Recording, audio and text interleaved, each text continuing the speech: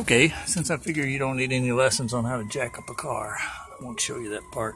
This is how I've set this thing up to try and get this bad control arm. Actually, it's called a suspension arm, I'm informed. Off. Obviously, it's rotted through. I got that nut off last time I tried without any, well, it took some doing, but it came off. Heat and penetrant and an impact gun. This particular impact gun, to be exact. Well, the other one wouldn't come off. This one right here. The reason it wouldn't come off is because I couldn't get an impact gun on it. And while I could heat it up, I really couldn't get, enough force with just a regular breaker bar. So I went out and I bought this, which is a 3/4 inch breaker bar. And I went to the trouble to buy a 3/4 inch 15/16 socket. So the socket and the breaker bar are 3/4 inch. I've got the axle supported right there. Oh, gosh darn it, sorry. But that was really helpful. There's the jack stand. I got a jack under the differential just to make sure. Don't like sudden surprises, big things coming down fast. I've got this wrench against the wheel chock to hold the bolt head while I turn the wrench. And I'm going to go get a propane torch. I'm going to heat that sucker up. And then I'm going to put the breaker bar on it, and I'm going to put a trolley jack under the breaker bar. And gosh darn it, something's going to come loose.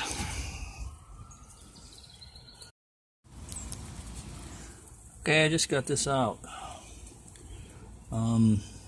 That's the one I'd gotten off last week. So it came off with an impact wrench, no problem at all, really. That's what it looks like. Right there. Yeah. This one over here, I finally got off with the 3/4 inch breaker bar and the socket that I bought. I used the jack on it, the trolley jack, and it worked fairly well. But in order to finally crack it loose, I had to just stand on the end of the breaker bar handle, and the weight of me on it, 200 pounds, finally give it that last little oomph. But the torch and the trolley jack and me got it loose. Now, this particular nut, see, the bolt's loose. So when I take that bolt off, that should just fall out. If I'm really lucky, the new part just goes right in and I'll put them back together. Let's see if that happens. I have a real suspicion that's not going to be that easy. Here's what just came out of it. It just fell out. Yeah, you can see it's done. It's spanked and rotted out. Needs to be replaced. There's something you need to know about these bolts, if you don't already. The threads have blue Loctite on them. And when I put them back in, I'll put blue Loctite on them. But that's one of the reasons they're hard to get off, because, blue Loctite. So when you heat this up, you only have to heat it up to 500 degrees to break the bond of the blue Loctite. And a propane torch can really easily do that.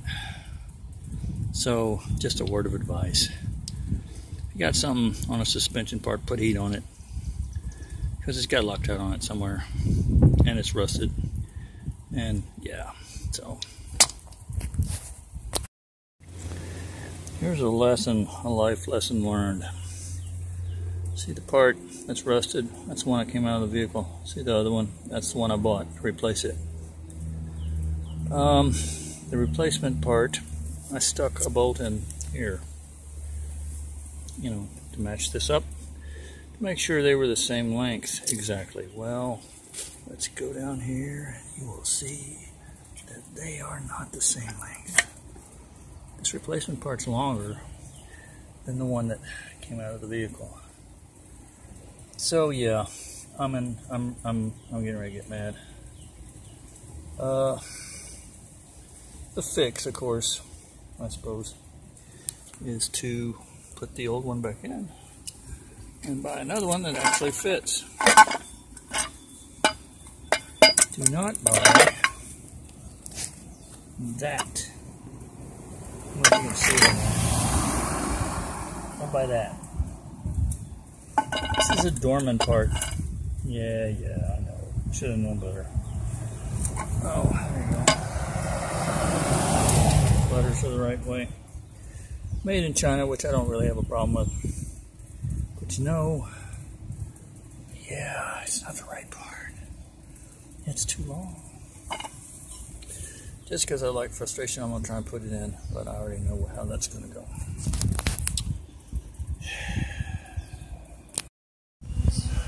Okay, I went to Napa. The part they had at Napa was exactly the same length as the part that is now on there. So, how did I get it on? Well, you see how I got it on. I used a bottle jack, a piece of wood, and a little trolley jack to hold this up. That way I could adjust the height of the bolt hole and move the frame. Essentially, well, I guess I moved the axle, not the frame.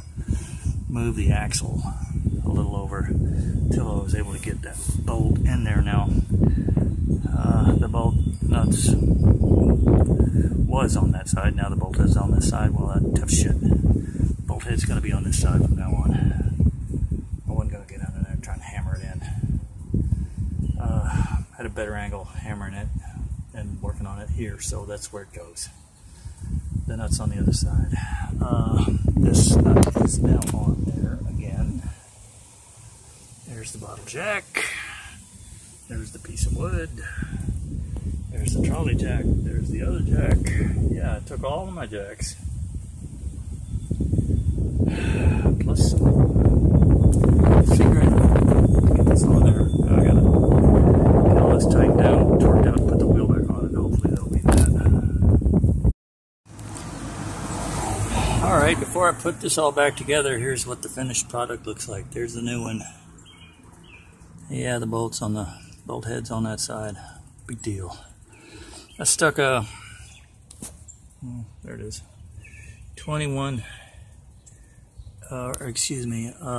inch impact socket on that, and then a 15 by 16 inch socket on a ratchet on the other end.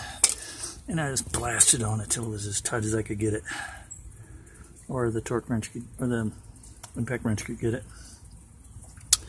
There's a little spot of blue. There's my Loctite blue went on there. On the other side, of course, where the nut is. And there's the other nut. I torqued it down as best I could with a torque wrench. I never could get it to click, but man, I was pushing on it and pulling on it till I felt like an artery was getting ready to bust in my eye. So I said, fuck it, it's gotta be tight enough now. Sorry about the cursing. Anyway, that's what it looks like. I hope the upper one never has to come off. That looks even worse. But there it is. Done. Another job well done.